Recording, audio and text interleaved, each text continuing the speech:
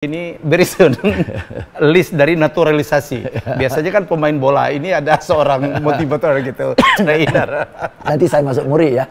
Motivator pertama jadi Indonesia ya.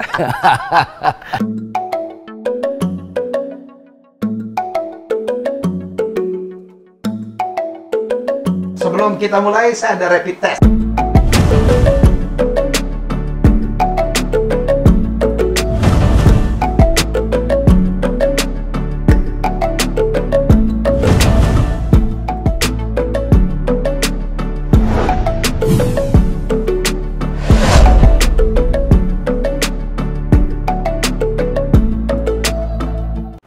Ya, ini episode luar biasa banget. Banyak hal yang membuat ini luar biasa. Pertama, untuk pertama kali saya bikin konten di tempat tamunya. Dan nomor dua, tamunya, he's my brother, my mentor. Ini saya pikir trainer Indonesia terbaik. Ya, James Gui. Thank you bro, thank you. Ya. Gila ya rumahnya. Ini juga surprise ini. Kenapa? Tadi bilang kan mau ngobrol-ngobrol, terus sekaligus bawa pasukan. Sekalian lah. Keren. I know you are so busy. Inilah my brother. Sibuk banget kita. Semua orang work from home kena corona, ada yang apa mengeluh-mengeluh, ada yang kehilangan pekerjaan. Saya pikir James penghasilannya tidak turun selama corona. Turun juga. Turun.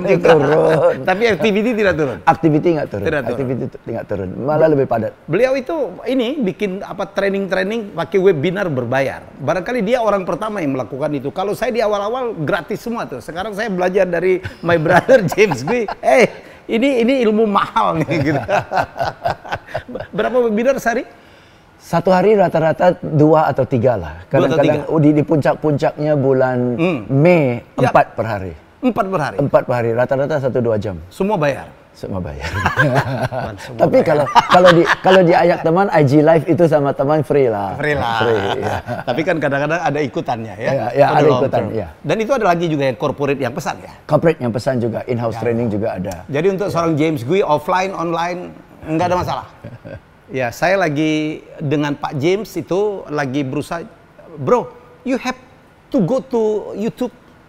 Yes. That's another thing, Pak. Karena semua orang main YouTube sekarang. Setuju. Ya. Sebenarnya saya dari dulu sudah mau main YouTube. Kan? Ya. Semua orang tahu lah, sudah harus masuk ke YouTube. Teman-teman kita kan udah masuk ke YouTube juga. Sebagian. Ya. Tapi I was thinking, kalau mau YouTube bukan sekedar posting clips saja, tapi ada a master strategy gitu kan. Nah, selama ini saya belum ada orang yang bisa arahkan, you know. Let me do it. So when I saw you, gila, dalam berapa 100,000 subscriber dalam berapa lama? In a month. In a month, amazing loh. Yeah. Maka I need to talk to you, and then kebetulan kita ketemu kan. Wah, Onda ini. Onda. Not to mention my age. Karena YouTuber itu rata-rata millennials. Setuju. Yeah. We are about 50, bro. Yes. I can do it. So, saya menginspirasi banyak orang. Betul. Karena YouTube itu ternyata bukan dunia milenial saja. Yes. I told you ya, dan di berbagai kesempatan. Jadi saya ketemu dengan CEO-nya KBS, Korean Broadcasting System. Di Korea itu kiblatnya industri kreatif. Oke. Jadi orang-orang tua pun kolonial itu, the seniors, sekarang juga nonton di YouTube. They don't have time untuk baca koran, nonton acara TV, gitu. Itu maka saya bilang, bro, James, you have to go to YouTube. With your example and with your encouragement, I malah tambah semangat. Saya hari ini mungkin belum 100 hari, my subscribers itu udah 300,000. Dan kita target pokoknya sebelum akhir tahun reach 1 million lah. Wow. Ciri acara saya itu adalah we have the rapid test. Rapid test. Jadi James harus milih antara 2 pilihan. Ya, you have to think very quick. Ya, yang pertama, makan di Newton Circus atau makan di Pantai Indah Kapuk? Newton Circus. Newton Circus itu ada kawasan, makannya enak banget. Outdoor itu di belakangnya Orchard ya? Yes, di belakangnya Orchard. Ya. Kalau MRT stationnya turunnya di Scotts. Turunnya di Scotts, jalan kaki sedikit. Itu di Scott Road. Ya, di Scott Road. Ya. Favorit menunya apa, Pak? Sate. Sate yang itu ya, yang agak kuning-kuning itu ya? Yes, sate yang bumbunya pakai nanas. Ya, bumbunya pakai nanas. Itu ciri khas. Kalau sini bumbu pakai kacang kan, kalau Singapura bumbunya pakai nanas. And you miss it? I miss it. Aduh. Udah berapa lama nggak ke Singapura, Pak? Wih, setengah tahun ada ya? Setengah tahun atau ya? maybe more. Because of the corona. Ya, because of corona dan juga memang nggak ada aktivitas di Singapura sih. Okay. Ya, so. you love Indonesian more ya? Yes, now. Now. Yeah. Of course, I miss certain parts of Singapore. Yeah. Tapi my lifestyle is Indonesian now. Indonesian. Yeah. Pak James itu walaupun warga negara Singapura masih ya? Masih. Tapi udah Indonesia banget. Istrinya Indonesia, Bu Lili. Wah, ini juga strong woman, super woman ya. Super. Besok-besok dia wawancara juga. And you have 3 boys. Ya, 3 boys. Yeah. Anaknya Indonesia atau Singapura? 3 Indonesian. Indonesia. How about you? Sorry? How about you? I'm Singaporean. Singaporean. I'm Singaporean. Ada willing untuk convert to Indonesian tuh? Yes, willing to convert into Indonesian. Kita punya very soon. Ini very soon. List dari naturalisasi. Biasanya kan pemain bola ini ada seorang motivator gitu, trainer. Nanti saya masuk Muri ya. Motivator pertama jadi Indonesia ya. Kalau saya di Jupiter Circus itu, you know my favorite menu? What? Itu apa ya? Ikan pari stingray. Oh, stingray. Wah, stingray yang dibakar. Yang bakar. Wah. Dan bumbunya itu. Dan bumbunya itu. I love it so much. Yes, itu kan masakan-masakan peranakan ya, Pak? Stingray ya? Yes. Stingray enggak deh. Enggak ya? Bukan. Normally the way they cook it, cara mereka memasak. Enggak juga enggak sih. Ya? Enggak Western? juga sih. I think it's not Western. I think it's more Melayu ya. Melayu. Lebih banyak Melayu ya. Melayu. Tapi apakah Melayu makan stingray ya? Saya ya. juga nggak tahu. I love it so much. Itu enak. Dan yang bikin you love it itu smoke-nya kan? Smoke. Iya. Kita makan dekat sekali dengan yang bakar. Asapnya itu. Lagi asap. Dan itu paling enak itu stingray sate sama bir. Wah, udah cukup ada. Itu. I quit beer already. You quit beer. I'm still beering. Tapi itu memang itu pasangan yang luar biasa. Iya. I know that you miss Singapore so much ya. Tempat makan lagi di Bedok ya, Pak ya, di South Beach ya. Oh iya. Bedok itu enak. Bedok itu enak. You know the most favorite one over there? Yang food court atau food court kan? Iya, food court. Food court. Yang seafood. Yang seafood ya? Enggak tahu. Bedok chili crab. Oh. Wah. Yang di Bedok mana? Food court. Ya, food court. Ada yang di South Beach yang ada tempat makan rame-rame itu. Oh, iya tahu. Ya, chili crab yang di itu. Chili crab. Di East Coast Park. East Coast, ya betul. Park. Itu kalau kita makan, Pak, di sana, kalau kita punya beberapa kita menggunakan telepon atau handphone dengan operator Indonesia masih masuk, Pak. Karena dari Batam kan? Dari Batam. So close. Kelihatan kok dari pantainya dari East Coast kan kelihatan Batamnya. Jadi kita makan di Singapura tapi nggak roaming. I miss that too. Itu waktu mereka lagi uruk tanahnya. I was just SD kelas 4. Oke. Yeah. Sampai uruk tanah kan masih itu ya. After a while tanahnya udah stabil kan. Saya setiap sore goes sepeda di sana. Rumah dulu ke situ. Dari Katong. Saya goes sepeda sampai Bedok. Balik lagi. Wow. Itu bisa 1 jam bolak-balik, 1,5 jam bolak-balik. Itu sore-sore jam 4, jam 5 ya. And then I will reach home by about 6:30, 7 o'clock dinner. Itu almost my daily routine. Daily routine waktu SMP. And very healthy ya. Very healthy. That's why badannya Pak James, very athletic. Kemarin saya post di IG saya, kita ketemu dengan brother kita lagi namanya, dia salah satu orang properti anak muda generasi baru. Saya baru tinjau lokasinya dia punya 7 tower apartemen di Alam Sutra. Cepat banget dia, Dan he told me dia punya 40% supply apartemen di Alam Sutra adalah belong to his company Trinity. Yes. Dengan Bong, dengan Pak Matias, Yusuf dan sebagainya. Gitu. Wow. Jadi kita ngobrol kemarin ada yang komen, itu Pak James kayak Andi Lau ya. No, saya bilang dia lebih ganteng lagi dari. Waduh, thank you. Kenapa saya ngomong gini? Ternyata his elder brother itu adalah seorang budayawan. Siapa namanya? GT Lai. Yang baru saja mendapatkan penghargaan dari pemerintah Singapura sebagai tokoh yang sangat mempopulerkan kebudayaan peranakan ya. Budaya peranakan. Budaya peranakan. Tolong bicara Bro. Yes, kami kan peranakan ya. Kami peranakan. I'm the seventh generation peranakan already di Singapura ya. Dan sempat budaya peranakan itu di tahun 60-an itu satu kelompok etnis ya yang terhina. Awalnya. Karena the Chinese will call us OCBC. OCBC? Orang Cina bukan Cina. Karena kita Cina kan, nama Cina, etnis Cina, tapi di rumah ngomong bahasa English. Ya. Makan makanan peranakan. Makanan peranakan itu ada campuran makanan Melayu. Ya kan? Pakai tangan. Jadi kasihan deh lu. Banyak antara kita peranakan yang nggak bisa ngomong Chinese. Nah, because kan we are educated in English ya, British ya. Jadi banyak yang nggak bisa ngomong Chinese. Ngomong Chinese pun bukan logat Chinese kan. Jadi selalu diajak. Tapi pemerintah Singapura khawatir ya budaya ini mati ya. So they put in a lot of effort in the 70s, starting in the 70s, 80s untuk ngangkat budayanya. Nah sekarang udah banyak orang yang muda-muda yang malah belajar bahasa peranakan. Karena bahasa peranakan itu beda ya? Beda. Khasnya beda sekali. Bahasa peranakan itu campuran antara Melayu, Chinese, Melayunya Melayu Semarang, Melayunya Padang, campur-campur semua. Campur-campur semua. Ya.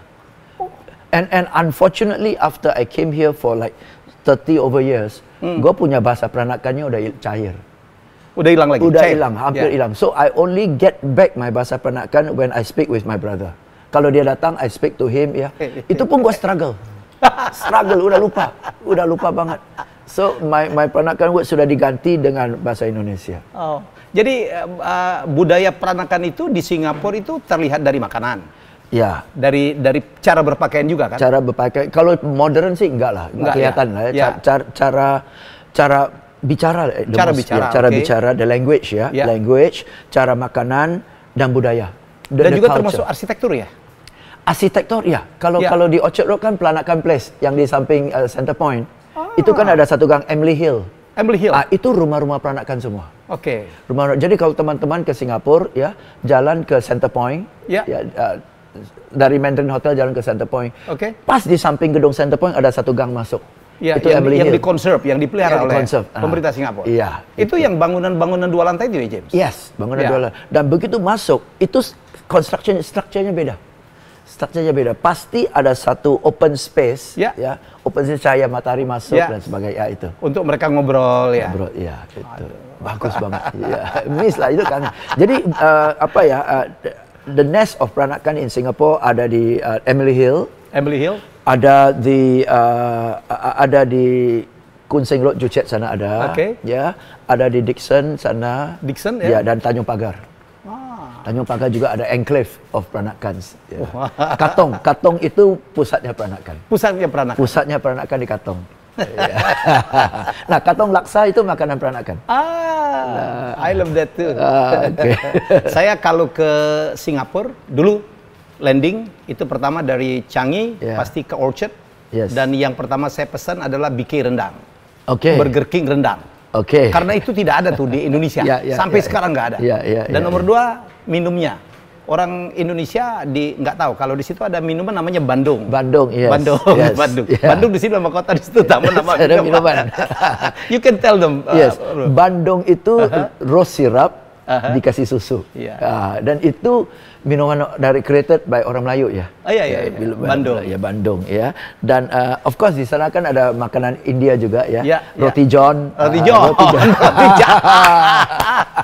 Aduh, kangen ya. I miss Singapore. I think we should have a tour, culinary tour just like this ya. Kita organize aja ya, ajak teman-teman Indonesia. Tapi harus James, tour guide-nya harus James. Iyalah, sama-sama. Karena dia tahu tuh bagian-bagian tertentu yang menarik yang kita belum pernah lihat ya. Gitu. Jadi kalau teman-teman ke Singapura, saya selalu ajak mereka ke sudut-sudut Singapura yang jarang orang Indonesia pergi. Jadi Bandung itu sebenarnya di Indonesia itu soda gembira. Soda gembira. Tapi kalau di sana sodanya kan nggak pakai gas. Betul. Nggak ada gasnya. Soda gembira. Bandungnya nggak pakai gas. Ada aja, ingat aja. Dia bilang gitu, it's just a joke. Jadi pria sama soda itu sama bro. You know the similarity antara man and soda? Tell me please. Dikasih susu udah gembira dia.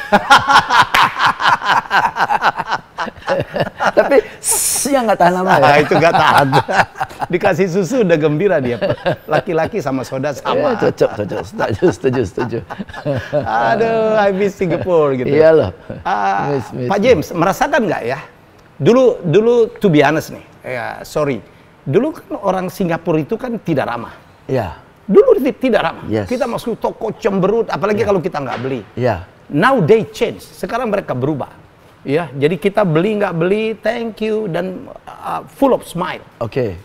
Merasakan nggak? Susah ngomong ya. I feel it. You feel it ya. You feel it ya. Oke. Maybe because I'm so used to keramahan Indonesia ya. Ya. Keramahan Indonesia kan natural ya. Natural ya. Jadi kalau ke sana, ya they are friendly, they are nice. Yes. Ya. Tapi kalau di Indonesia kan across Indonesia. Ya. Lu mau di pojok mana, sudut mana, kota kecil manapun, people are friendly. Ya, tapi sometimes in the certain parts of town, certain parts of Singapore, not so sih. Yeah. Kalau mungkin di Orchard Road and the toko-toko commercial mungkin district, commercial tourist district, hotel gitu. Nah, itu ya. Tapi in the corner sometimes not like that. Tapi most of the time sekarang udah improve banyak lah. Like you said ya. Dari tahun 70-an kalau kita masuk toko nggak beli diomelin loh. Diomelin loh ya. Sekarang sudah enggak lagi. Nah, you know my brother, Tanto Wiyada. Oh, dia itu jago banget Singlish. Iya. Waduh, Singlish kan lucu banget untuk kita. Saya bilang, sir, why we cannot U-turn from yesterday cannot lah. Singlish itu unik. It's very very unique. Yes, Jadi Singlish itu ya sama lah ya, setiap language ada ya. Kalau Singlish itu people sometimes don't know, Singlish is not the proper English kan. Tapi we say Singlish itu is a higher form of English. Higher form of English. Cannot lah, cannot lo, why like that lah, le lo itu beda meaningnya. Saya kemarin saya dengan Febri istri saya jadi manggil teman kita Singapura. Saya bilang, why take you so long? Because we walk lah, gitu. Walk lah. Jalan-jalan lah, gitu. Jalan-jalan. Justru Singapore English is actually a literal translation of Chinese. Kadang-kadang ada kata kerja yang diambil dari yang bukan kata kerja. Kalau dia bilang ini bisa mencelakakan kamu, they can say it can accident you, you know. It can accident you. Di Inggris tidak ada yang kayak gitu. But we understand. Itu brought me to dulu kan setelah saya ngajar bahasa Inggris di sini ya. Oh, dulu awalnya belajar bahasa Inggris di lembaga Ibu Dewi Motik kan. So I taught English. Demono. Oh, sama Ibu Dewi Motik. Tahun berapa, Pak? 90-an lah. Awal 92, 93. Oh, saya akhir 80-an juga ngajar Demono, Pak. Oke. Yang dekat-dekat Kebun Siri ya? Yang di Keramat. Iya, yang di Keramat dan dekat Kebun Siri kan? Iya. Demono. Ibu Dewi belok dikit Taku Hitam kan? Iya, ada ruko-ruko itu ya? Iya, Demono sana. Saya ngajar di sana 92, 93. Ngajar bahasa Inggris? Ngajar apa aja.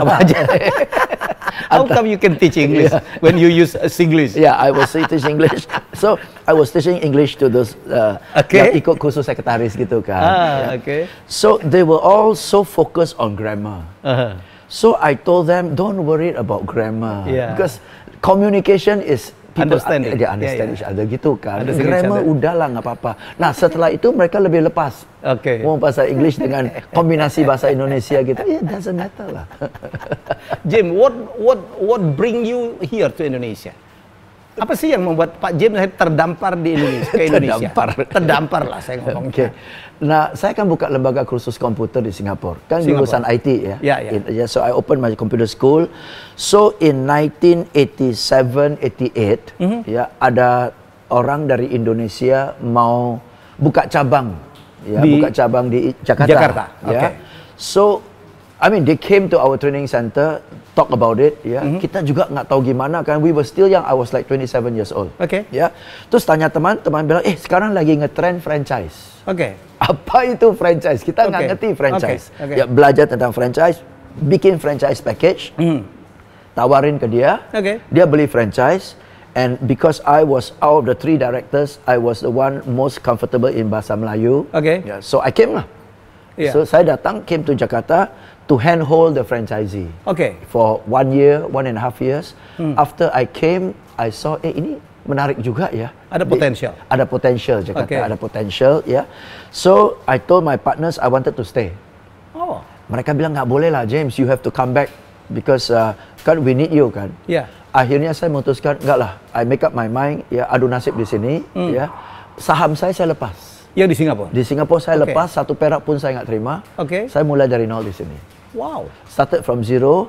At that time belum jadi training, belum di training.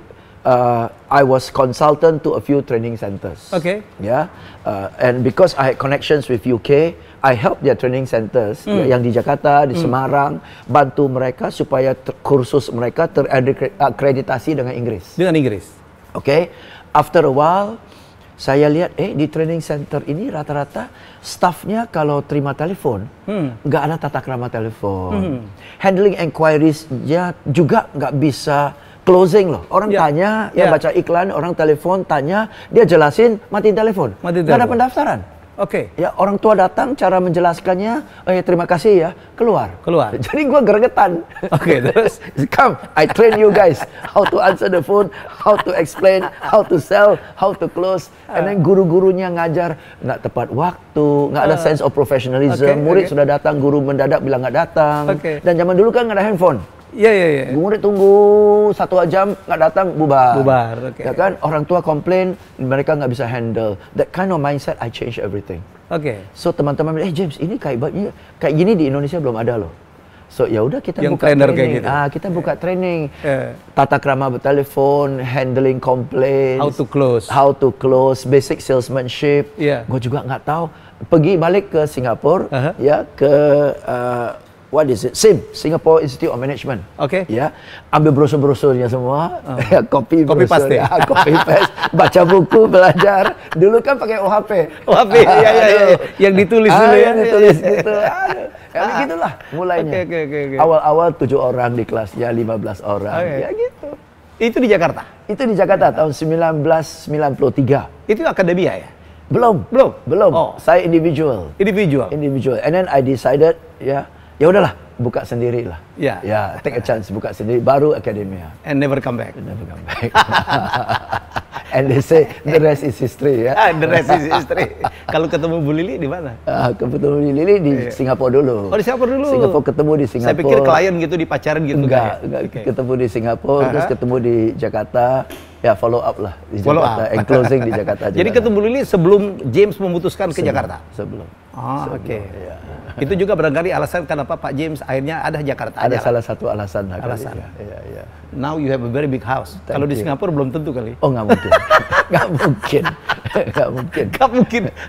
Orang tinggal di Singapura punya rumah sebagus ini, sebesar ini di kawasan kayak gini. Ya, ada banyak orang yang bisa, tapi buat saya nggak mungkin lah. Nggak mungkin lah. Mendingan di sini. Ya, ada eksekutif apartemen aja udah bagus lah di sana. Ya. Nyari parkir susah. Iya. Dikasih jatah lagi parkirnya. Dikasih 5.000 dipanggil bos. Thank you bos. Aduh, gampang bener orang Indonesia itu untuk menyampaikan thank you bos. Semua orang dipanggil bos. Dulu katanya ada IMF mau bantu Indonesia, James, mau ngasih bantuan. Jadi di eksekutif who deciding itu landing di bandara Cengkareng, dia balik lagi. Karena itu dia bukain, oke bos, apa kabar bos? Wah banyak banget bos, nggak perlu dibantu dia. Balik lagi langsung. Indonesia bosnya banyak banget, nggak perlu kita lah. Oke James, if you have to choose, if you have to pick, becoming a trainer or motivator? Trainer. You are a trainer. I am a trainer. For sure, I'm a trainer. That's why I never call myself a motivator. I'm a trainer. Itu biarin Pak TDW aja itu. Pak TDW, Pak Andri Wongso. Memang Andri Wongso udah positioningnya dari awal dia motivator. Saya training. Maka saya training in sales, saya training in managerial skills. Saya service excellence. Service excellence. Training lah. Bahwa as a trainer, you have to motivate for sure. It's part of the job, right? Every teacher has to motivate. Every teacher has to be an inspirator. It's part of the job already. Part of the job. Karena saya bersaksi ya. Jadi I have a lot of friends like James. Ya, dia ini guru, trainer. Jadi kalau Pak James itu nerangin sesuatu gitu, saya tahu dia dari baca, dari buku Brad Sugar, Anthony But Pak James itu melakukannya dengan baik banget dan entertaining. Lucu banget. Pakai gerakan. Dan sangat antusias gitu. Where do you get your style, bro? Maybe maybe I developed my style of gesturing. Gesturing and very detailed. Dan jangan lupa, gesturing is apa? 55% of the communication. Gesturing, expression and examples. Because of my handicap. Karena awal-awal kan vocab gue bahasa Indonesia dikit banget kan. Jadi apa yang gue ngomong, gue make sure dia ngerti dengan gesture-nya, dengan contoh, for example gitu kan. Itu nempel. Itu keterusan. Itu keterusan. Itu yang menjadi strength-nya James. Ternyata jadi strength. Satu weakness malah jadi strength ya. Wah, bayangkan nih kalau guru-guru kita ngajarin seperti Pak James. Aduh, anak-anak seneng banget di kelas kali ya. Ya seru. Kita aja senang kok. Kita aja senang. Karena kalau kita nggak senang, bagaimana lagi orang nerima? Saya selalu mengatakan, how can you inspire people if you are not inspiring enough? True. If you want to make them happy, you have to be happy first. Yes. Ya, kalau Anda ingin membuat audiens Anda bahagia, kita harus terlihat bahagia juga. That's what I learned from you, bro. Dan kita ada advantage. Karena dari sekian banyak kontennya, kita bebas pilih mana yang kita believe in it. Oke. Ya kan? As a trainer we can choose. I mean, for example, communication aspeknya dari A sampai Z. Yang gini, udah nggak usah dah. Ini aja kita pilih. Ini. Itu yang buat kita excited because we get to choose those that we are passionate about and we believe in the content. In the content. Itu yang membuat kita confident delivery-nya. Confident. Kita believe in the content. Yang kita nggak believe kan kita keluarin. Pak James punya idola nggak Pak James dalam dunia motivasi? Yes. Zig Ziglar sama James Rohn. Sama satu lagi siapa? Jim Rohn. Oh, Jim Rohn. Jim Rohn sama Zig Ziglar. Ya, itu saya fansnya Zig Ziglar juga.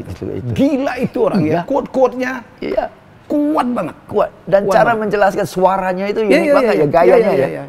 Nggak terlalu suka Anthony Robbins? Dapat kontennya, tapi as a trainer enggak. Okay, he of course he's very good. He changes many lives. Yes. Tapi awalnya, when I first started, saya lebih banyak dengar Joe Girard, Zig Ziglar dan James Rohn. Jadi itu nempel. Oh, oke.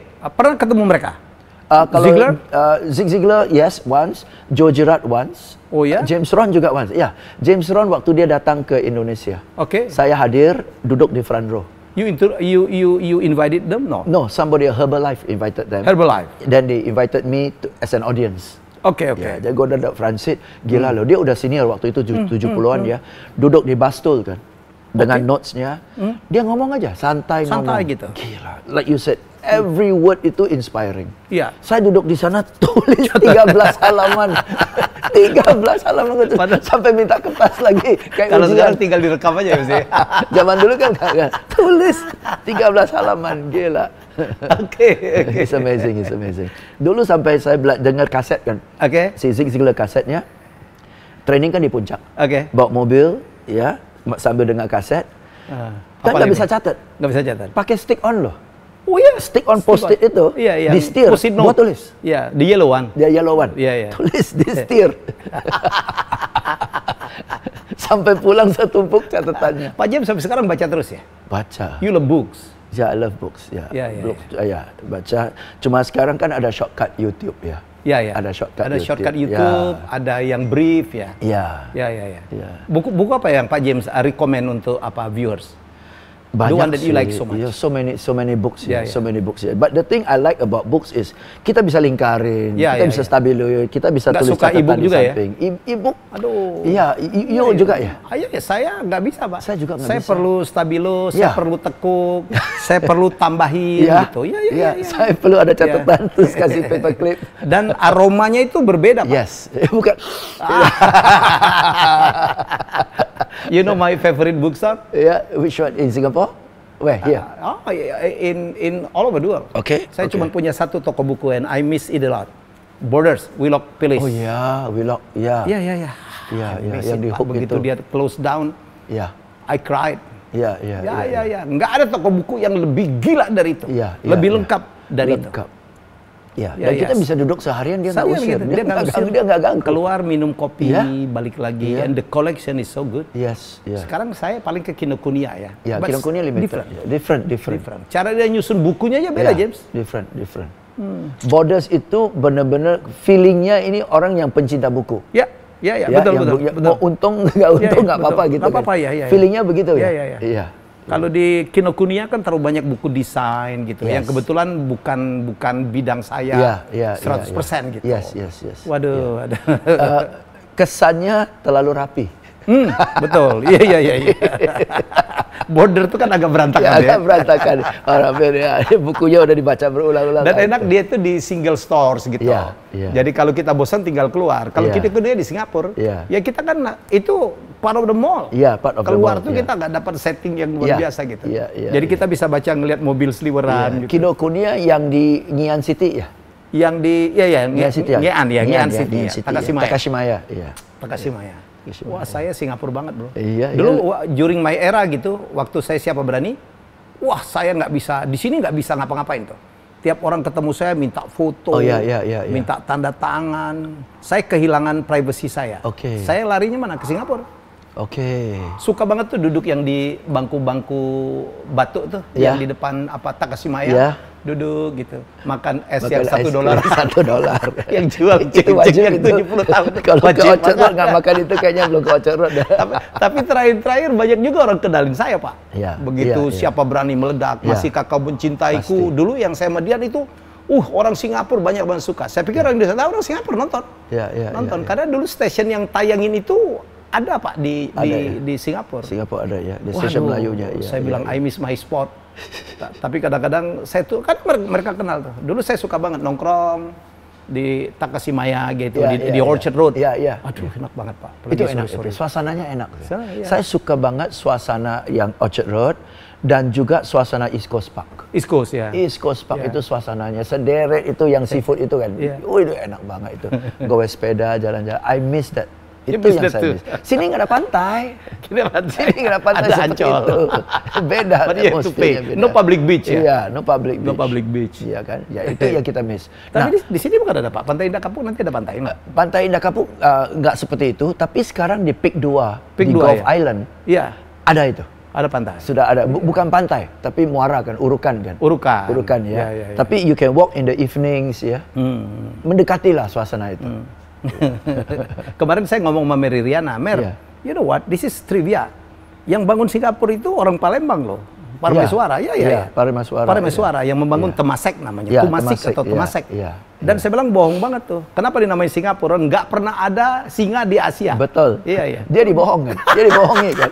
Itu musang kan? Dia bilang iya ya. Kok itu iya musang. ya? Namanya Singapura, di mana ada singa? Nggak ada singa. Asia Tenggara tuh nggak ada singa, Pak. Yang ada macan. At least Malaysia lebih benar. National symbolnya kan macan. Macan lebih benar. Singapura nggak ada. Dia dibohongin. Dibohongin ya. Karena musang lewat dia kaget kan. Jadi dia tanya ini apa? Kalau asistennya bilang ini musang kan malu dong. Pangeran dikagetin oleh musang, maka bilang ini singa. Layak banget. Kan namanya Singapura itu artinya kota singa. Singanya di mana? Nggak ada. Tapi di Indonesia banyak sekali. Kita punya Singaparna, kita punya kesenian namanya Sisingaan. Singapura pun ada, Pak. Di kampung saya ada namanya Singapura. Oh, ada ya? ya? Iya, di Ogan Komering Ulu gitu ada desa namanya Singapura. Kita pikir apa hubungannya? Ya itu pun dibohongin kali. Dibohongin, Pak. Nggak ada. Palembang nggak ada singa juga di Indonesia, apalagi di Singapura. Iya, Singapura steril. Iya kan? Nggak ada. Yang ada macan. Yang ada macan. Jangan-jangan di Singapura juga nggak ada macan lah? Siapa? Nggak ada macan. Ada. Dulu kan waktu hutan masih ada. Waktu hutan, dan ada satu cerita di Raffles Hotel kan? Di Raffles Hotel. Di Raffles Hotel itu macan masuk. Oh iya? Ya, so sampai sekarang itu ada ceritanya di sana. If you go to Raffles Hotel, you ask, where is the room that the tiger came into? Been there. Ya, ada. Iya. There is a room that the tiger came into. Wow. Ya, tapi nggak makan korban lah. Keren banget, James. Itu keren. Saya pernah sekali dengan Febri ke sana. Wow, so classic. Iya. Classic. Of course, if you like Singapore Sling ya. Oh ya, itu Singapore Sling was created by that hotel ya. Wait, that hotel ya? The hotel ya, Singapore Sling. Yeah. The nearest that I could find in Indonesia yang mendekati Raffles Hotel adalah Shangri-La, Mandarin Majapahit. Mandarin yang di Surabaya. The structure ya. Yeah, structure. You go into the room, feel-nya dapat lah, feel-nya kuno itu dapat. James, tahu nggak orang ke Orchard ngapain dan stay-nya di Mandarin? Makan apa? Oh, chicken rice. Chicken rice. Chicken rice-nya nggak murah loh. Wah, mahal banget. Satu piring $70-an kan? Iya. Untungnya gede banget tuh. 700.000 loh satu piring. Di Indonesia dapat berapa ayam tuh? Iya. Satu piring $70, gila. Chicken rice. Aduh, saya tuh I miss a lot Singapura gitu. Sometimes gitu. Walaupun kadang-kadang lucu ya, misalnya kotanya terlalu steril. Saya bilang sama teman-teman saya lebih dari 4 malam di Singapura, I couldn't enjoy. Steril, ya, steril banget. Nggak ada orang jualan teh botol. Ya. Kalau antri taksi lama banget gitu. Kalau sini kan bisa stopin. Kadang-kadang yang begitu itu lucu. Yang lucu, orang Singapura di Singapura bisa tertib, begitu masuk Indonesia nggak tertib. Iya. Karena kalau tertib dia nggak kebagian taksi. Di sini. Di sana ada namanya taxi queuing gitu. Aduh. Iya. Lama banget. Iya, ada duit pun nggak dapat taksinya. Iya. Ada duit dulu untuk dapat. Nggak dapat. Nggak boleh buang bubble gum ya. Nggak boleh kunyah bubble gum. Nggak boleh kunyah bubble gum. Bayangin di Singapura kunyah bubble gum disamperin. Nggak ada bubble gum. Nggak ada bubble gum. Di toko nggak ada bubble gum. Nggak ada bubble gum. Singapura is a fine city. Kota penuh denda. Iya, fine. Yeah. Jadi itu yang membuat James lebih enjoy di Jakarta daripada di Singapura. Singapura nggak ada bubble gum. Karena pikir-pikir, ya jujur pikir-pikir, actually bubble gum itu nggak ada benefit. Yang ada hanya masalah kan. Iya. Ya orang ludah bubble gum itu keluarin bubble gum dari lantai itu. Oke. Effortnya besar loh. Iya. Iya. Pikir-pikir there is no health benefit, no social benefit, no nothing benefit to bubble gum. Ya udahlah, lepas aja lah. James, what can we learn from Singapore? Apa yang bisa kita pelajari dari Singapura ya? Sebuah negara kecil, nggak ada sumber daya alam, nggak ada sumber daya mineral, tapi majunya luar biasa in term of economy. Berapa hal ya? In Singapore, the policy of the past ya. By the ruling party kan, PAP kan. Okay. Satu adalah why do Singaporeans walaupun complain tetap at the end of the day masih pilih partai PAP. Over the years ya. Karena they deliver results. Okay, they deliver results ya. And how are they able to deliver results? Karena dari dulu polisinya adalah they recruit the very best graduates into government service. Oh. The best. Jadi yang anak yang paling pintar itu udah kasih scholarship. Harus masuk government. Kasih scholarship. Oke. Ya, kasih scholarship dan abis scholarship have to serve the government. Ya, so you get the best brains in the Singapore creating the policies. The best. Oke. Ya, jadi maka dari itu saya nggak pernah dengar ini. Nah, pemikirannya itu I mean the best management thinking, the best strategic thinking lah. Jadi everything that they do is very well thought through dari A sampai Z. Oke. Ya itu. Ya. Dan dari dulu when we were just starting up, ya, kita selalu pakai banyak sekali expert dari luar. The world's best. It's very open. It's very open. The world's best. Singapore advise the government. Invite semua ya. Invite. Semua. The Singapore government, Lee Kuan Yew selalu invite the world's best brains. Not only that, to teach. And also almost all investment is very welcome. Pak Jokowi di sini komplain karena di sini untuk membangun perusahaan itu kadang-kadang ada ratusan izin yang harus dibuat. Bikin PT aja butuh waktu yang lama. Di Singapura saya sempat punya perusahaan nggak sampai sehari itu. Bikin PT udah bisa operate, udah punya rekening, koran itu nggak sampai sehari. Hitungannya cuma jam. Ya, itu pun sudah online sekarang. Apalagi sekarang lebih pendek lagi ya. Pokoknya syaratnya harus melibatkan orang Singapura, minimal juga permanent resident. Ya, go. Ya, dulu saya juga gila. Ya, buka PT saya juga ketik ya, ada nggak nama ini nggak ada. Oke, nggak namanya daftar udah tinggal bayar sekian ya kan. Bayar. Udah ada rekening banknya, udah ada rekening untuk pajaknya dan semuanya integrated. Anda bayangin begitu mudah. Makanya sekarang perusahaan-perusahaan besar banyak sekali kantornya di Singapura menjadi hub. Singapura dari dulu kan memposisikan diri sebagai hub ya kan, service city, service country, hub, financial hub, medical hub, education hub kan. Ya, jadi positioningnya selalu hub lah. Yang gila itu satu hari saya ke Plaza Senayan dan menemukan satu kafe yang butik yang sangat luar biasa, TWG, no? Ya, TWG. TWG, settingnya sangat French gitu ya. Wah, semuanya ditulis, arsitek interiornya. Saya tanya perusahaan mana nih? Singapura. Saya pikir twinning gitu. TWG itu adalah The Wellness Group. Ya, The Wellness Group. Bayangkan perusahaan Singapura mempunyai franchise butik tea. tea house gitu. Tea house, ya. Dan itu ada di seluruh dunia. Seluruh dunia. Ada di Tokyo, ada di London, ada di Paris sekali. Yang punya itu Singapura. Padahal Singapura itu tidak menanam satu teh pun. Ya, satu daun teh pun. Satu daun teh pun. Jadi orang Singapura nggak pernah lihat tuh daun teh.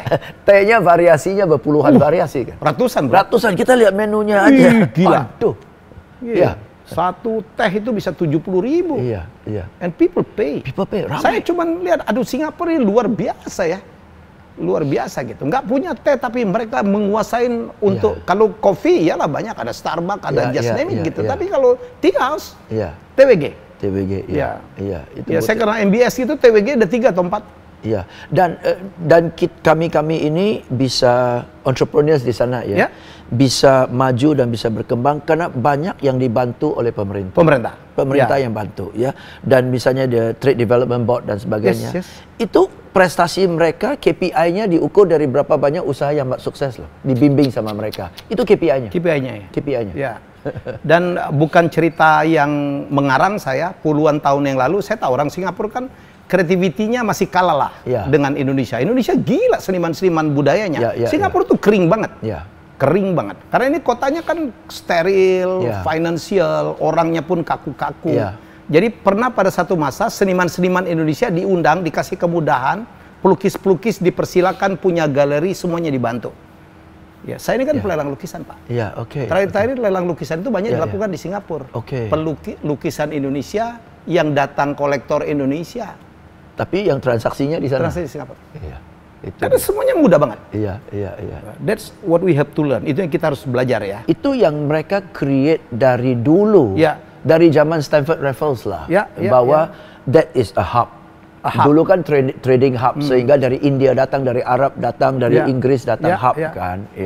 So over the years the concept of hub selalu ada. Trading hub jadi medical hub, MICE hub, pameran hub, betul ya. Even airport pun that's the petroleum hub. Airport, petroleum hub, semua hub. Jadi mindsetnya dari dulu selalu hub. Dan karena selalu hub, orang seluruh dunia datang harus dipermudahkan.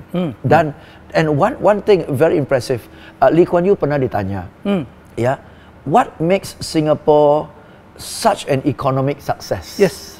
And his answer is because of the law. Because what? Because of the law. We abide by the rules of the law.